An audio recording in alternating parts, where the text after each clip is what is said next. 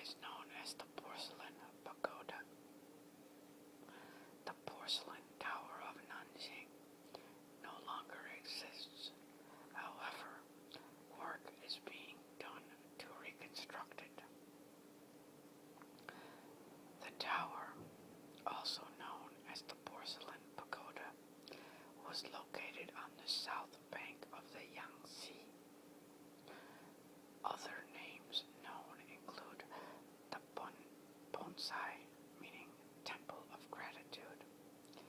It was constructed during the Ming Dynasty as a Buddhist pagoda. This is why it is also called the Porcelain Pagoda. However, the tower was destroyed during the Taiping Rebellion around the 19th century. The Porcelain Tower of Nanjing was designed by Chinese Emperor Yongle. It was the largest building at that time in China. The pagoda was octagonal. I don't know how to say octagonal in shape, with 97 feet in diameter and 260 feet, 79 meters in height.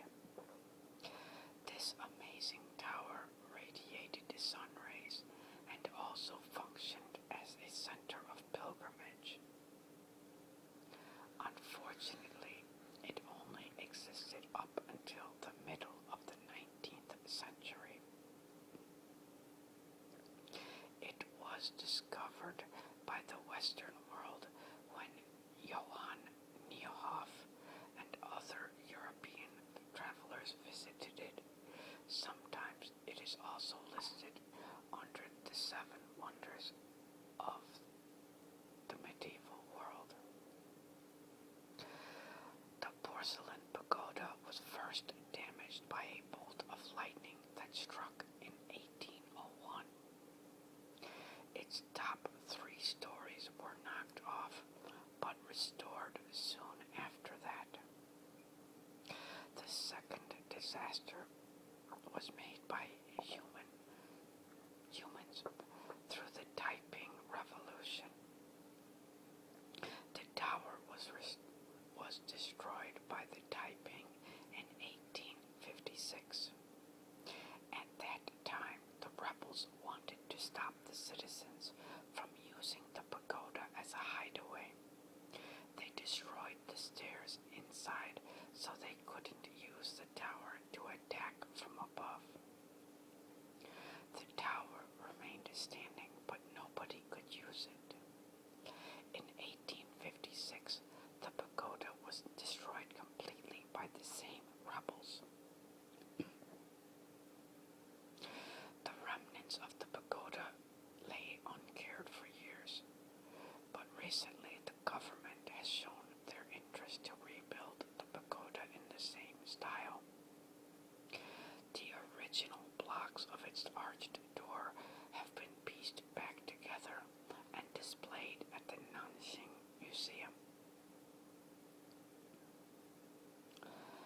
The Porcelain Tower of Nanjing was an octagonal pagoda adorned with 140 bright lamps hung to illuminate the structure at night.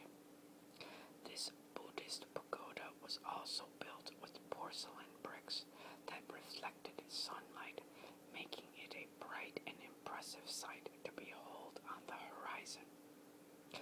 The white porcelain bricks were dyed and glazed with green, red, yellow, and brown patterns in order to create images of flowers, people, animals, and certain scenarios.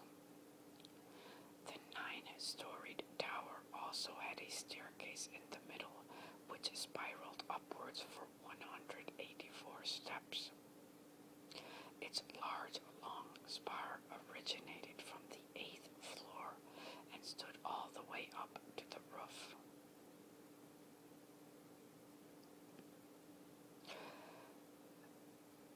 The Porcelain Tower of Nanjing is located on the south bank of the Yangtze. Let's see. It was, yeah, we already know that. The Buddhist pagoda had two damages. The first was made by a bolt of lightning. Yeah, we know that. And the man-made, and we know that. I'm sorry. Lappa dappa dappa. Okay, yeah, I just saved a thing that didn't help whatsoever. Okay, let's see this. This has got to be good. Anything's better than nothing. Okay, well, this gives you a little bit of information, construction, and key facts. Okay, there are some repeats, but it's some interesting stuff.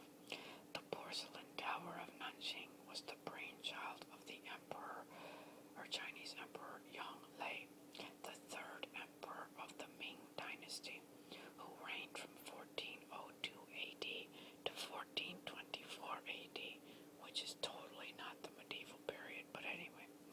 The purpose of the Porcelain Tower of Nanjing was for worship and to try to preserve the Chinese culture, something that the emperor was very keen to achieve. The construction of the tower started in 1413 AD and took around 19 years to complete. The design of the Porcelain Tower of Nanjing made it one of the most spectacular sights in the medieval period. It was set upon an octagonal base which measured 97 feet in diameter. The Porcelain Tower of Nanjing had 9 stories and reached a splendid height of 260 feet. It was constructed on the south bank of the river Yangtze and was ornately decorated. It is thought that